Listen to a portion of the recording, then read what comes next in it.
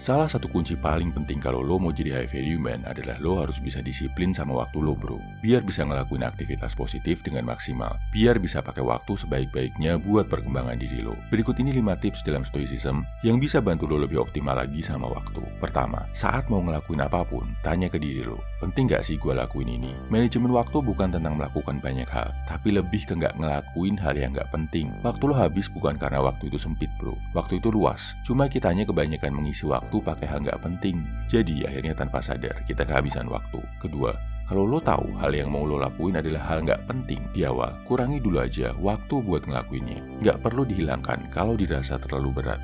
Bertahap aja bro.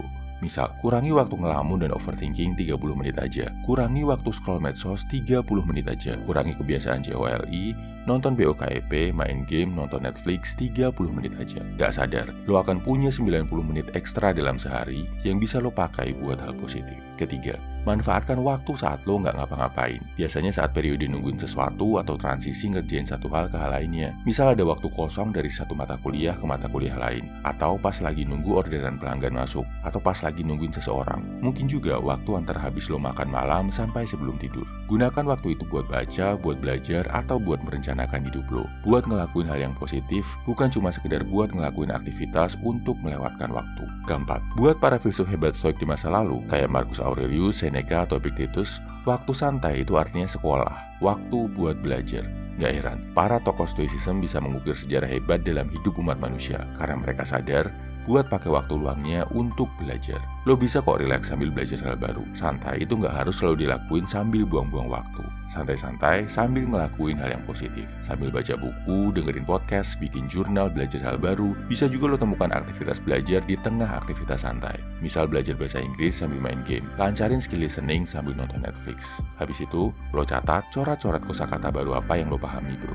Terakhir, memento mori, mengingat kematian. Ini penting banget dan gua ulang-ulang konsepnya. Biar lo sadar dan ingat kalau suatu saat kita semua, termasuk gua dan lo bakal mati bro. Dan sebelum kematian menjemput, gunakanlah waktu sebaik-baiknya untuk meninggalkan banyak kebaikan di dunia ini. Ingat kematian dan lo akan jadi cowok yang jauh lebih bisa menghargai waktu. Kesimpulannya, ini 5 tips stoicism untuk jadi master dalam manajemen waktu bro. Pertama, tanya ke diri lo sendiri tiap mau ngelakuin sesuatu.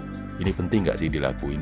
Kedua, kurangi waktu lo ngelakuin hal-hal gak penting. Ketiga, manfaatkan waktu saat lo gak ngapa-ngapain buat ngerjain hal yang positif. Saat nunggu atau saat transisi ngerjain sesuatu. Keempat, cari kesempatan buat belajar di tengah aktivitas santai lo. Misal, belajar bahasa Inggris sambil main game. Kelima, memento mori, mengingat kematian. Share di kolom komentar ya bro, apa cara paling ampuh buat lo dalam manajemen waktu. Salam high value man, semangat bro.